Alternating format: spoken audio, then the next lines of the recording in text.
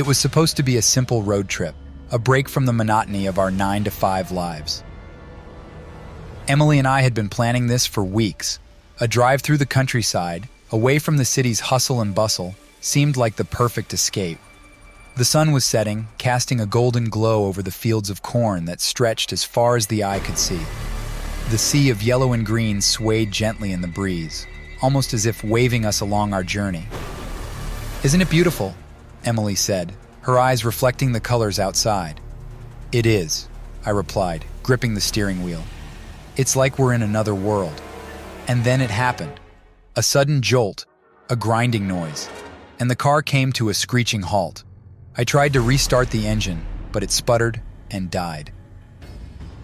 We were stranded, miles away from the nearest town, surrounded by an endless expanse of cornfields.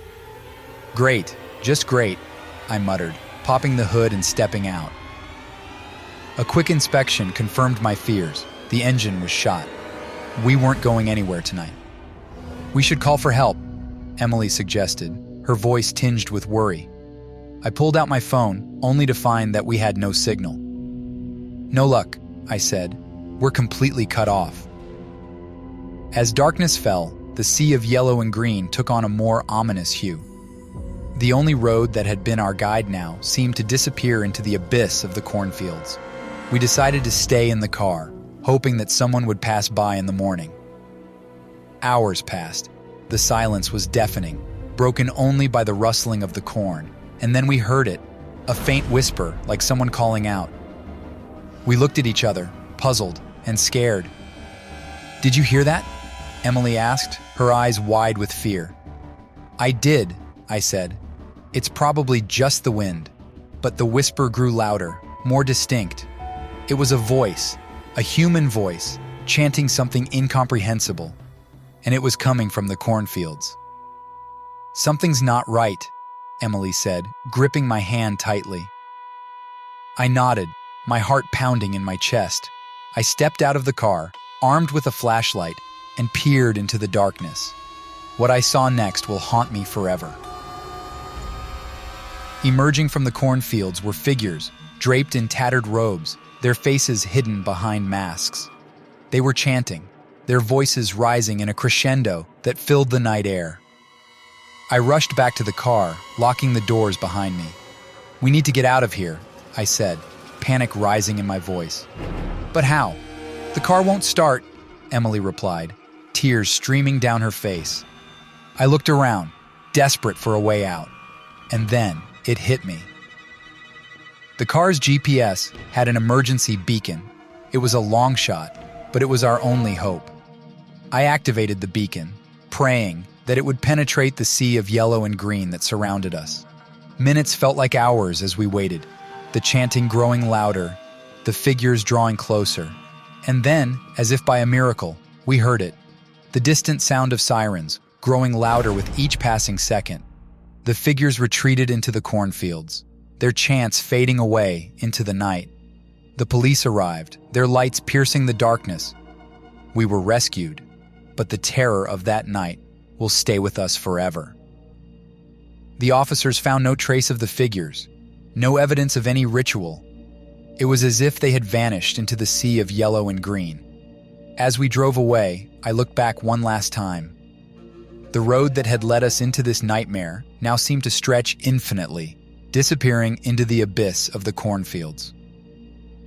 We were safe, but the sea of yellow and green would forever be a haunting reminder of the night our lives took a terrifying, nightmarish turn. It was supposed to be a night of thrills and laughter. The local corn maze was infamous for being intricate and massive, the perfect setting for a Halloween adventure. My friends Sarah, Mike, Rachel, and I had been looking forward to this for weeks. We paid our entry fee and stepped into the maze, armed with flashlights and a sense of youthful invincibility. For the first half hour, it was all laughs and jokes. We navigated through the maze, taking wrong turns and hitting dead ends. But then something changed. The atmosphere grew tense, the darkness more oppressive. I felt a chill run down my spine, but I shrugged it off, attributing it to the cold night air. "Guys, let's stick together," Rachel said, her voice tinged with unease. We nodded in agreement, but it was too late. Sarah, who had been walking ahead, suddenly let out a blood-curdling scream. We rushed to where she had been standing, but she was gone, vanished into thin air. "What the hell just happened?" Mike shouted, his eyes wide with disbelief. "I don't know, but we need to find her," I said, my heart pounding in my chest.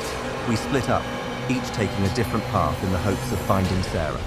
Minutes felt like hours, as I wandered through the maze, my flashlight casting eerie shadows on the walls of corn. And then, I heard it. A soft, guttural growl, followed by the sound of footsteps.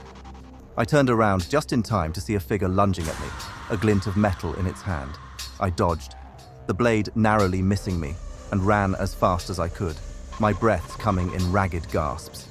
I finally reached a clearing and found Mike and Rachel, their faces pale with terror. "Did you find Sarah?" I asked, my voice trembling. "No, but we found this," Rachel said, holding up Sarah's flashlight, now covered in blood. My stomach churned at the sight. We were not alone. Something was hunting us. "We need to get out of here now," Mike said, his voice filled with urgency. We retraced our steps, sticking together this time. But the maze seemed to have a life of its own, its paths shifting and changing, leading us deeper into the labyrinth. And then Mike was taken, snatched from right beside me, his scream echoing through the maze. Rachel and I were paralyzed with fear, our minds struggling to comprehend what was happening. "We can't stay here," I said, grabbing Rachel's hand and pulling her along. We ran, our footsteps echoing through the maze, but it was no use. Rachel was the next to go, her scream cut short as she was pulled into the darkness. I was alone, my friends taken, my hope fading with each passing second. I stumbled upon a narrow path that seemed to lead out of the maze and took it, praying that it was my way out. As I reached the exit, I felt a sharp pain in my back and everything went black. I woke up in a hospital bed, my body aching, my mind reeling from the events of the night. The police said they found me unconscious at the edge of the cornfield, but there was no sign of Sarah, Mike, or Rachel.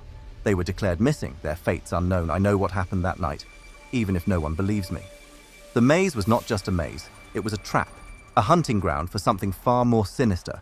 I was the only one who made it out, but the memories of that night haunt me to this day, a chilling reminder of the horrors that lurk in the shadows. And so, I share my tale, not as a story, but as a warning. Stay away from the corn maze. Some paths are not meant to be taken. My name is Claire, and I'm a journalist by profession. I've always been drawn to stories that others shy away from, the ones that lurk in the shadows. That's how I found myself driving down a deserted road, heading toward a small rural town known for its expansive cornfields. Locals had reported strange occurrences, cattle mutilations, unexplained disappearances, and the like. I was skeptical, but intrigued. I arrived in the late afternoon and decided to explore the cornfields before nightfall. Armed with my camera and notebook, I ventured into the seemingly endless rows of tall corn stalks. The sun was setting, casting a golden hue over the field. It was eerily quiet, the only sound being the rustling of corn leaves in the wind. About an hour into my exploration, I stumbled upon something that made my blood run cold. A scarecrow, but not like any I'd ever seen. Its face was twisted into a grotesque expression, its eyes hollow yet somehow watchful. I felt a shiver down my spine but shrugged it off, snapping a few pictures for my story. As darkness fell, I realized I had lost track of time and direction. My phone had no signal, and my flashlight flickered as if on its last breath. Panic set in. I quickened my pace, but every turn seemed to lead me further into the labyrinth. Then I heard it, a faint cry, almost like a whimper.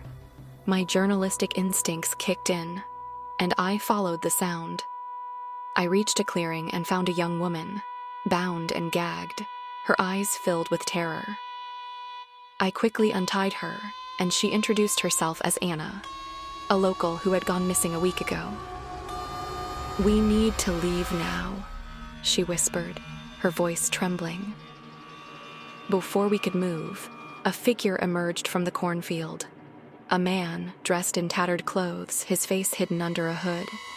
He was holding a sickle, its blade glinting in the moonlight. "We've got company," Anna said, her eyes widening in horror. I felt a surge of adrenaline. "Run!" I yelled, grabbing Anna's hand.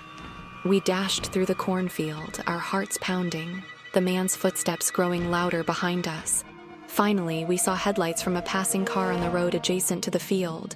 We burst out of the cornfield, waving frantically. The car screeched to a halt, and the driver, a local farmer, let us in. As we drove away, I looked back and saw the man standing at the edge of the cornfield, his silhouette almost blending into the darkness. The police were called, and Anna was reunited with her family. The man was never found, and the locals say he still roams the cornfields, a living nightmare in a place that once symbolized life and growth. I wrote my story, but it was more than just another article. It was a chilling reminder that sometimes the most terrifying stories are not those of ghosts and ghouls, but of the darkness that exists in the hearts of men. And so, I share my tale, not just as a story, but as a warning. Be cautious, be aware, and never underestimate the darkness that lurks in seemingly ordinary places.